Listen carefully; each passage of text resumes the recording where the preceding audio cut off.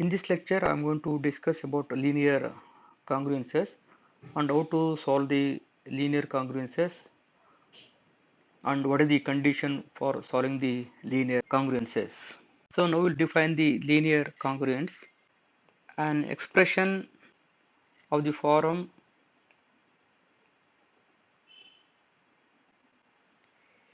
Ax is congruent to B modulo n, where A is not equal to 0, is called a linear congruence. An integer x0 for which Ax0 is congruent to B modulo n is called a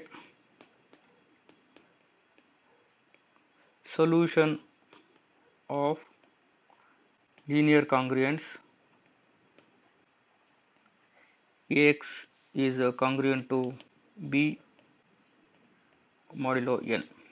For example, 3x is congruent to 9 modulo 12 is a linear congruence.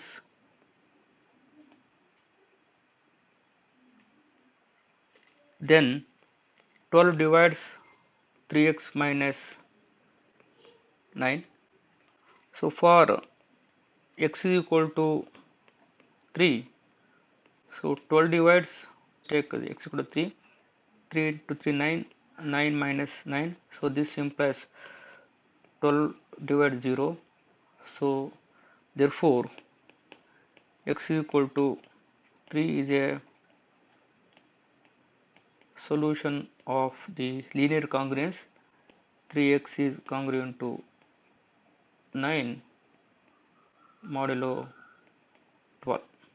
Let Ax is congruent to B modulo n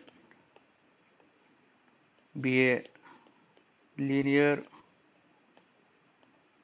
congruence. So this can be written as n divides Ax minus B. So by the definition of linear congruence, so for some values of x, that Ax minus B divided by n here.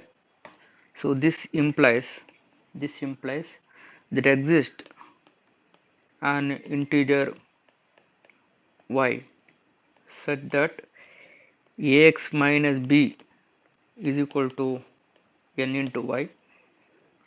So where y is some integer here. So this implies can be written as Ax minus ny is equal to B. So let us take this equation 1. Let us take equation 2. So equation 1 can be written as the form of equation 2, where equation 2 is called Diophantine equation. Hence, solving linear congruence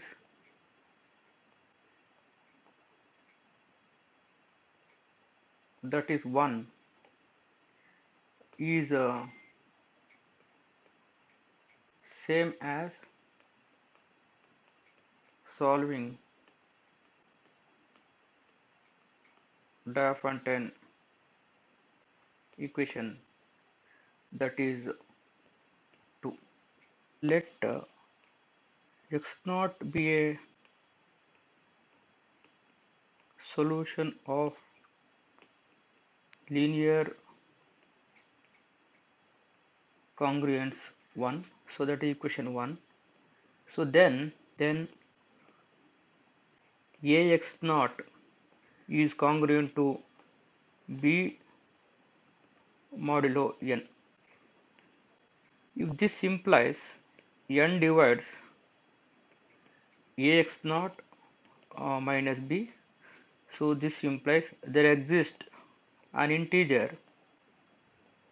y naught such that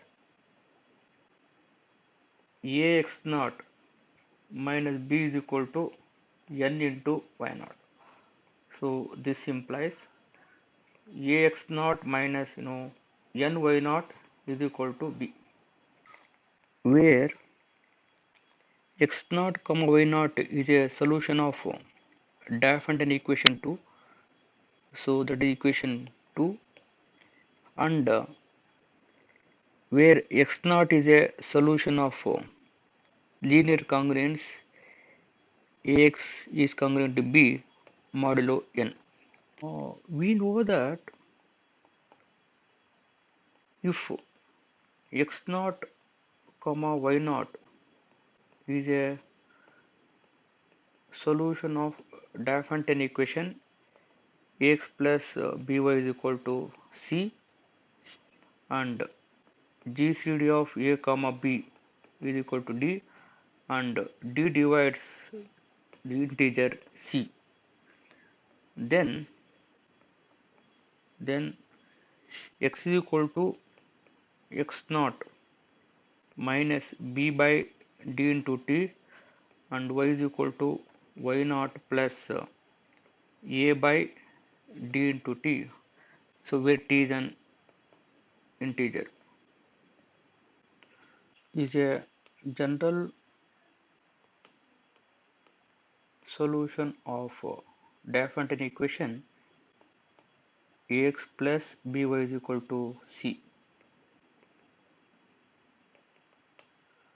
So by using this result we can write the solution of Diophantine equation ax minus ny is equal to b. So therefore if x naught y naught is a solution of Diophantine equation ax minus ny is equal to b, then gcd of a comma n is equal to d, and d divides the integer b. So by using the result we can write. So then x is equal to x naught minus, in place of b we have that here you can observe that minus n is there, that becomes plus n by d into t, and y is equal to y naught plus in place of a we have that a here, a by d into t, where t is an integer, is a general solution of Diophantine equation ax minus ny is equal to b. Thus solving the linear congruences is same as the solving the Diophantine equation, but you know the solutions of Diophantine equation, so that is given by x is equal to x naught plus n by d into d, and y is equal to y naught plus a by d into d. There are infinite solutions of Diophantine equation. Therefore, when linear congruence also has a infinite number of solutions, let us consider one example. For example, let 3x is congruent to 9 modulo 12 be a linear congruence. So this can be written as 12 divides 3x minus 9. Then the different solutions of x are 3. Since 12 divides 3 into 3, 9 minus 9, that's 12 divides 0. 3 is the solution of linear congruence. 3x is congruent to 9 modulo 12. Similarly 7 also, since 12 divides 21 minus 9, 21 minus 9 is 12. 15 also, then 19, then minus 1, minus 9, and so on. There are infinite solutions of the linear congruence. 3x is congruent to 9 modulo 12. Here you can observe that 7 is congruent to 19 modulo 12. Here you can observe that 7 and 19 are the solutions of the congruence. So 7 and 19 are congruent because or similar solutions. So 7 minus 19. So this implies 12 divides minus 12. Therefore 7 and 19 are the congruents. Let us take another solutions here. 3 is congruent to minus 9 modulo 12. Here 3 and minus 9 are the solutions of the congruence. So 3 is congruent to minus 9 modulo 12 because 12 divides 3 plus 9 minus of minus plus 9. So this implies 12 divides 12. So therefore 3 and minus 9 are the congruents. But you can observe that 3 and minus 1 are the solutions of the congruence, but they are not congruents, they are not similar solutions. You can observe that 3 is not congruent to minus 1 modulo 12, since you can observe that 12 does not divide 3 minus of minus plus 1, that is 4. 12 does not divide 4, so therefore 3 and minus 1 are the different solutions of the congruence. They are called 3 and minus 1 are called the incongruent solutions. Let us take another pair of solutions here. If I take 7 and minus 9, 7 and minus 9 again are the incongruent solutions. They are different solutions of the congruence. 3x is congruent to 9 modulo 12. You can observe that. So 7 is not congruent to minus 9 modulo 12, since you can observe that 12 does not divides, so 7 minus of minus plus plus 9, so this implies 12 does not divides 16. So therefore 7 and minus 9 are the incongruent solutions. You can conclude that 7 and 19, 3 and minus 9 are the congruent solutions because 7 is congruent to 19 modulo 12 and 3 is congruent to minus 9 modulo 12. Since 3 is not congruent to minus 1 modulo 12, therefore 3 and minus 1 and 7 and minus 9 are the incongruent solutions of the linear congruence. 3 is congruent to 9 modulo 12. You can observe that this linear congruence has a infinite number of solutions.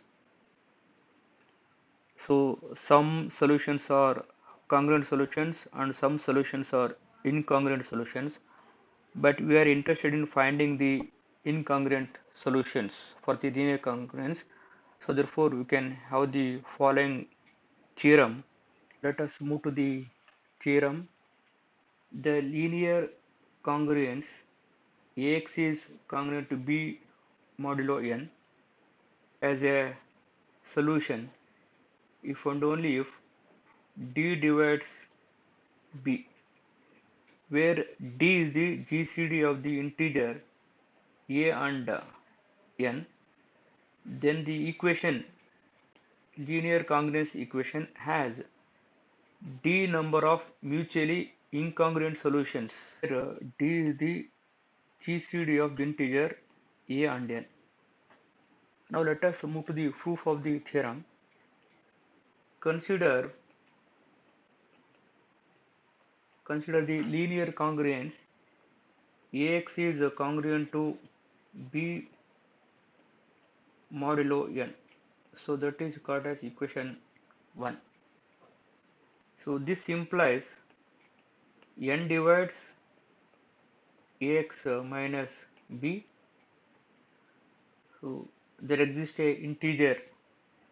This implies there exists an integer y such that ax minus b is equal to n into y.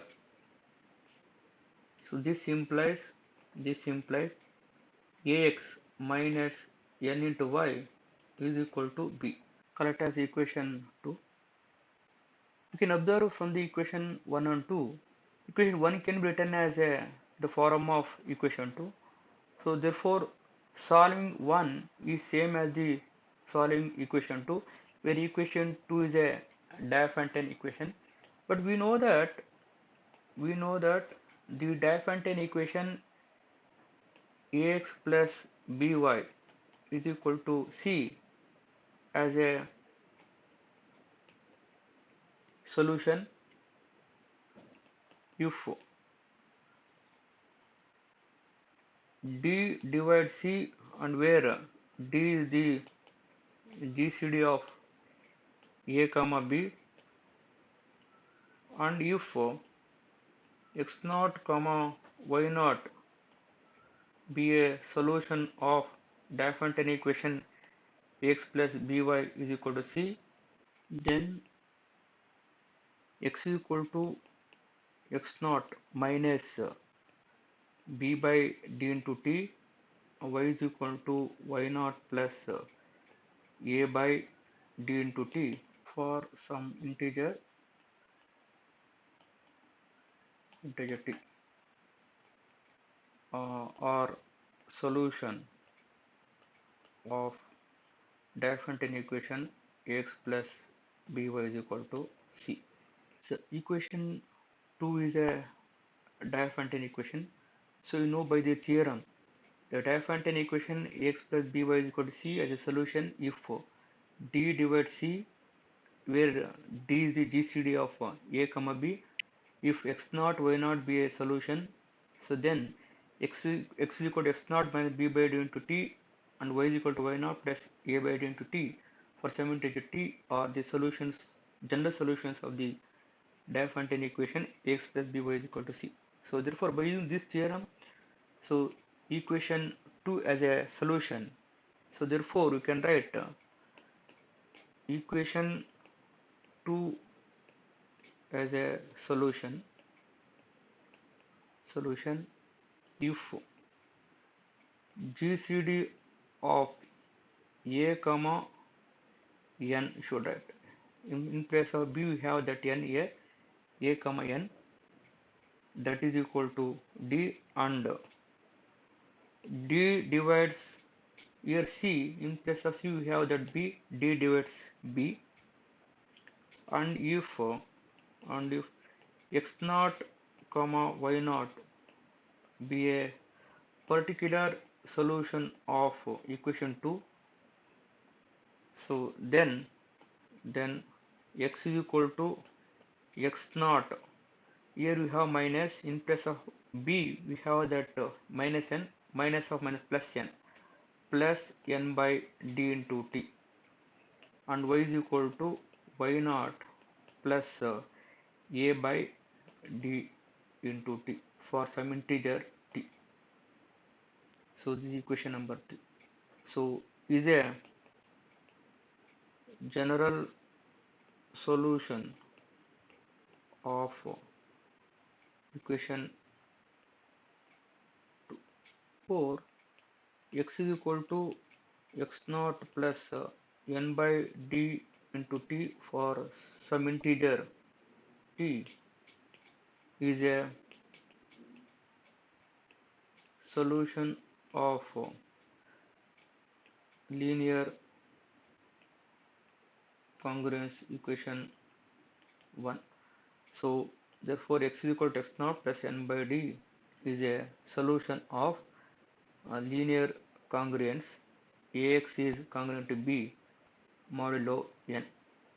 Among infinite solutions of the linear congruence, so there are some solutions are congruent solutions, it means similar solutions, and some solutions are incongruent solutions. But here we are interested in finding the incongruent solutions. We proved that linear congruence has a solution. Now it remains to show that the linear congruence as a as d mutually incongruent solutions modulo n. Consider the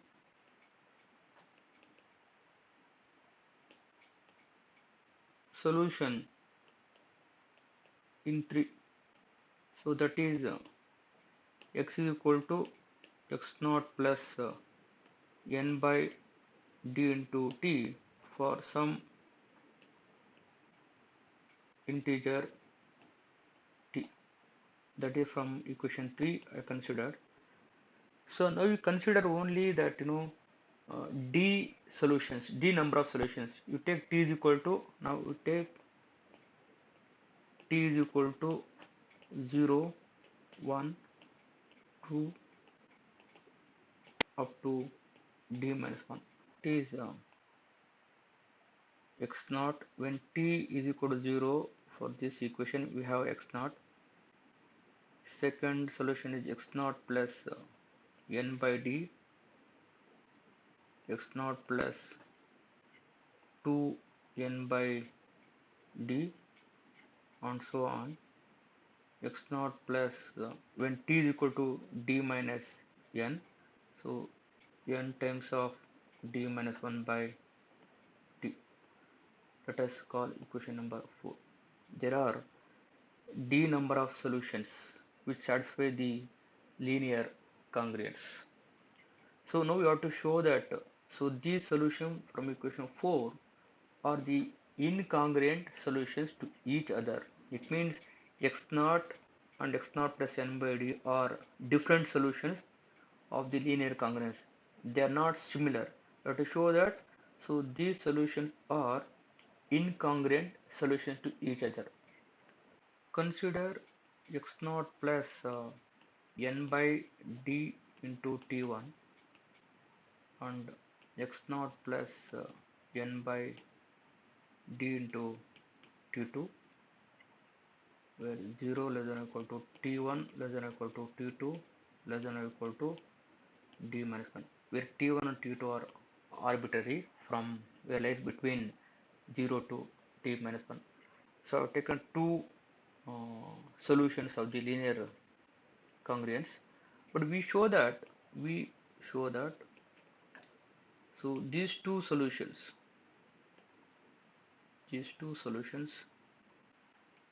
are incongruent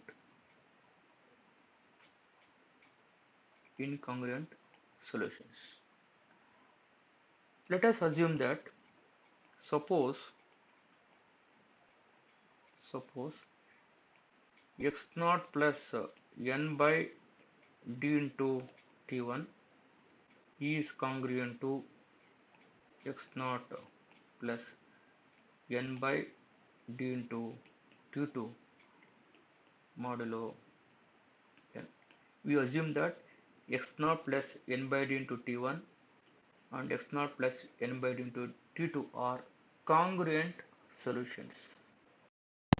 Now this implies n divides x naught plus n by d into t1 minus x naught plus n by d into t2. So here x naught get cancelled. So this can be written as n divides n by d into t1 minus n by d into t2. So this implies n divides n by d is common, t1 minus t2. So this can be written as n by d into t1 minus t2 can be written as n into k.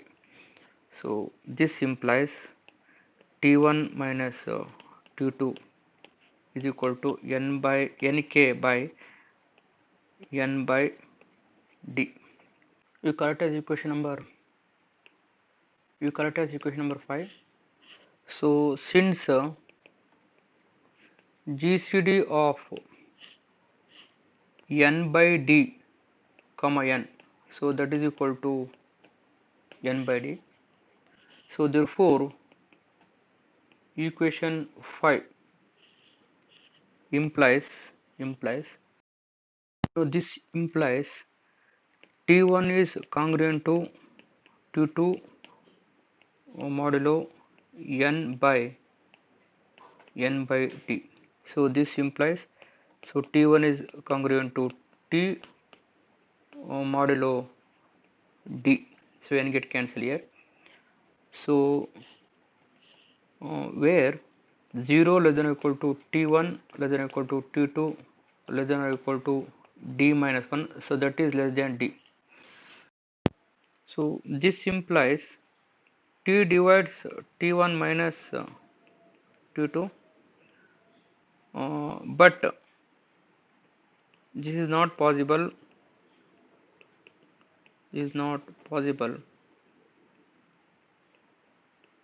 as T1 less than or equal to T2 less than d. So T1 T2 is less than d. So therefore d does not divides T1 minus T2. Hence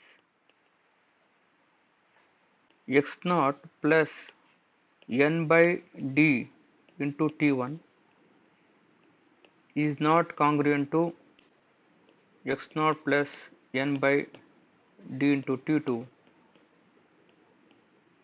modulo n. So any two solutions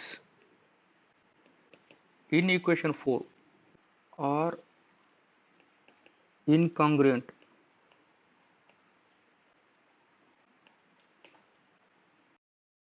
You proved that any two solutions in equation 4 are incongruent solutions of linear congruence. So we know that there are infinite solutions for the congruence equation. Of infinite solutions up to d minus 1 solutions are means d solutions are incongruent solutions of the linear congruence.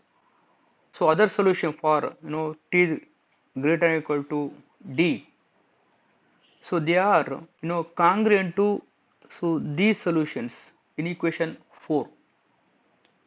So now we have to prove that for t is greater than or equal to d, the solutions of the linear congruence are similar to the solutions listed in equation 4. So now we prove that any other solution x is equal to x naught plus n by d into t for t is greater than or equal to d is congruent, means similar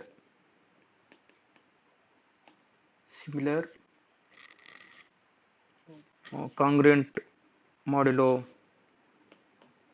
n to one of the d integers listed in equation 4. Now let t is greater than or equal to d by division algorithm.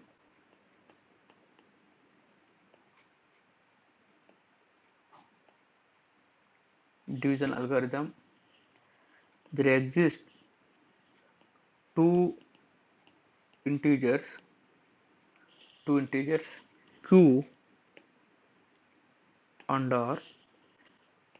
such that T is equal to D into Q plus R. You can observe that here T is greater than or equal to D. So by using division algorithm for the integers T and D, so there exist two integers Q and R such that T is equal to T can be written as dq plus R, where R is the remainder and Q is the quotient when T is divided by D. So 0 less than or equal to R less than D. Then x naught plus n by D into T. So this can be written as x naught plus n by D into where T is equal to dq plus R. So this is equal to x naught plus d cancel n into q plus n by d into r. Now this implies x naught plus nq plus n by d into r is congruent to x naught plus n by d into r modulo n. So this implies n divides x naught plus nq plus n by d into r minus of x naught plus n by d into r. So this implies n divides nq, x naught minus x naught, n by d into r minus n by d into r get cancelled. Since r less than d, then x naught plus n by d into r, x naught plus n by d into r is one of the solution in equation 4. So therefore any solution other than in equation 4 is congruent to similar congruent to a solution in equation 4.